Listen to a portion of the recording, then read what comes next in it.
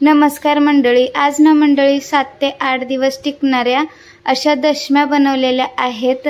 थोड्याशा वेगळ्या पद्धतीने बनवलेल्या आहेत। नक्की व्हिडिओ शेवटपर्यंत बघा म्हणजे तुम्हाला कळेलच। आणि अशा पद्धतीने कधी बनवून पाहिलात का नक्की कमेंट्स बॉक्स मध्ये सांगायला विसरू नका। मऊ लुसलुशीत बाहेर कुठं 2-4 दिवसाच्या प्रवासाला जर गेलात तर नक्की अशा दशम्या बनवून घेऊन जावा, आवडेल तुम्हाला। तर आता मी इथं गोल भोपळा जो असतो लालवाला आपला तो घेतलेला आहे। एक स्टीलचा डब्बा घेतलेला आहे, काप करून त्याच्यामध्ये टाकलेले आहेत। तर बघू शकता डब्यात अजिबात पाणी ठेवलेलं नाही, मी घातलेलं नाही। कुकरच्या बेसला पाणी घालायचं आहे, एक स्टँड ठेवायचा आहे आणि कुकरच्या 1-2 शिट्ट्या आपल्याला काढून घ्यायच्या आहेत। तर आता कुकरच्या 2 शिट्ट्या होत आहेत आपल्या। तर आता इथं कुकरच्या 2 शिट्ट्या झालेल्या आहेत। एक्स्ट्राचं जे पाणी वाफेचं आलेलं आहे डब्यामधलं ते काढून घ्यायचं आहे, डब्बा बाजूला काढून घ्यायचा आहे कुकरमधनं। आणि जे भोपळ्याचा जो गर आहे तो काढून घ्यायचा आहे, चमच्याच्या वगैरे साह्यानं काढून घ्यायचा आहे। थोडंसं हलकं थंड झालं की काढून घ्यायचं आहे, किंवा हाताला सोसेल इतकं थंड झालं की काढून घ्यायचं आहे। शक्यतो थोडंसं गरमच पाहिजे आपल्याला भोपळा, कारण गुळ याच्यामध्ये टाकल्याच्या नंतर विरघळला पाहिजे गुळ सुद्धा। तर बघू शकताय मस्त असं भोपळ्याचा गर काढून झालेला आहे। जेवढा भोपळ्याचा गर आहे तेवढाच आपल्याला गुळ घ्यायचा आहे। याच्यामध्ये गुळ अगोदरच मी चाकूच्या साहाय्याने कापून घेतला होता। जेवढा भोपळा आहे तेवढाच गुळ घालायचा आहे आपल्याला आणि चमच्याने एकजीव करून घ्यायचा आहे। शक्यतो चमच्यानेच करा किंवा हाताला चटका बसेल। तर आता एकजीव करून झाल्याच्या नंतर एक टिप्स सांगणार आहे या ठिकाणी मी इथं तुम्हाला। गुळ एकजीव झाल्याच्या नंतर आता चाळणीतून मी काढून घेतलेला आहे, म्हणजे जे काही गुळामध्ये कचरा किंवा खडे वगैरे गुळाचे राहतात ते चाळणीच्या वरतीच राहतील आणि स्मूथ असं खाली बॅटर बनून जाईल आपलं। तर बघू शकता हाताने नाही जमलं तर वाटीने तर वरती घासून घ्या, म्हणजे गुळाचे खडे वगैरे रगडून जातील। बघू शकता खाली असं मस्त स्मूथ बॅटर पडलेलं आहे आपलं भोपळ्याचं आणि गुळाचं। तर आता या ठिकाणी मी थोडंसं आपले पांढरे तीळ असतात ते घातलेले आहेत। शक्यतो कमी प्रमाणात करत आहे मी, म्हणून थोडंसं कमीच टाकलेलं आहे। तुम्ही आवडीप्रमाणे कमी जास्ती करू शकताय। जायफळ खिसून घ्यायचं आहे। गुळाचा जो पदार्थ असतो त्याला जायफळ घातलं की अप्रतिम चव येते। चवीनुसार थोडंसं मीठ टाकून घ्यायचं आहे याच्यामध्ये। तर आता जायफळ खिसून झाल्याच्या नंतर आपण आता याच्यामध्ये मिश्रण एकजीव करून घ्यायचं आहे। आणि आता इथं गव्हाच्या पिठाचा प्रमाण सांगायचा झाला तर जेवढं आपल्याला लागेल तेवढं पीठ घालून आपण घट्टसर डो मळून घ्यायचा आहे, किंवा घट्टसर गोळा पिठाचा मळून घ्यायचा आहे। तर लागेल तसं आपल्याला पीठ घालून घ्यायचं आहे याच्यामध्ये।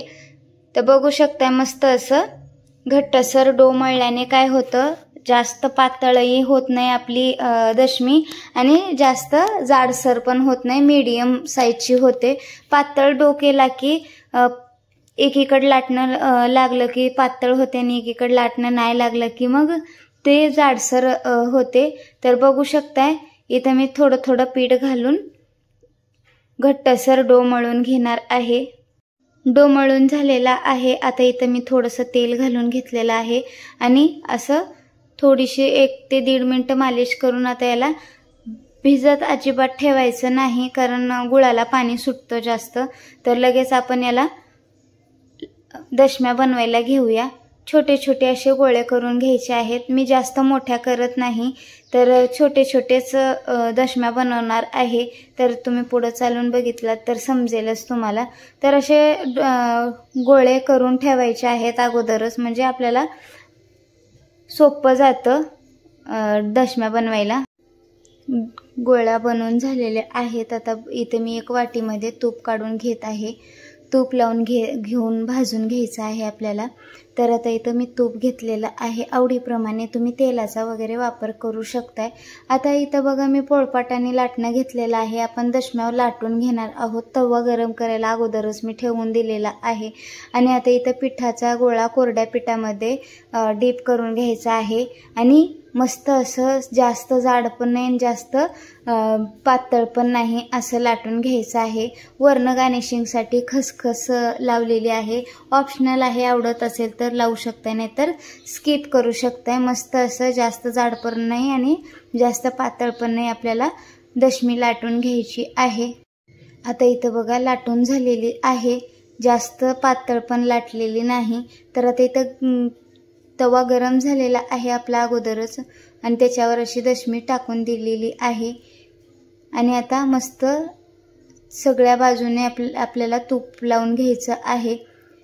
मस्तच खालची बाजू भाजून झाली की लगेच पलटी मारून घ्यायचं आहे। बघू शकताय अप्रतिम दिसत आहे। परत थोडंसं तूप लावून घ्यायचं आहे आपल्याला। तर आता मस्त अशी खालची बाजू सुद्धा भाजून घ्यायची आहे। खरपूस जेवढं भाजलं तेवढं खमंग लागतात या दशम्या। तर बघू शकता खालची बाजू सुद्धा मस्त अशी भाजून झालेली आहे, अप्रतिम लागते चवीला। कुठं बाहेर 4 दिवसासाठी वगैरे गेलात तर अशा दशम्या घेऊन जाऊ शकता, 7 ते 8 दिवस आरामात टिकतात, मस्त लागतात खायला सुद्धा। अप्रतिम चवीच्या दशम्या आता आपल्या रेडी आहेत म्हणू शकताय। बाकीच्याही दशम्या मी अशाच बनवून घेणार आहे। व्हिडिओ कसा वाटला कमेंट्स बॉक्स सांगायला विसरू नका। अशा पद्धतीने पहिलं कधी बनवला आहात तर नक्की कमेंट्स बॉक्समध्ये सांगा। तर बघू शकताय मस्त अशा मऊ लुसलुशीत आपल्या दशम्या रेडी आहेत आणि अशा जाळीवर काढून घ्यायच्या आहेत। जाळीवर काढल्याने घाम सुटणार नाही आणि दशम्या सुक्या सुक्या राहतील अशा। तर बघू शकताय मस्त अशा दशम्या बाकीच्याही मी लाटून भाजून घेणार आहे। परत भेटू परत अशा की नवीन रेसिपी सोबत। नवीन असाल चॅनलवर तर प्लीज सबस्क्राईब करायला विसरू नका, बेल आयकॉनला क्लिक करा म्हणजे माझे नवनवीन व्हिडिओ तुमच्यापर्यंत लवकरात लवकर पोहोचतील। धन्यवाद।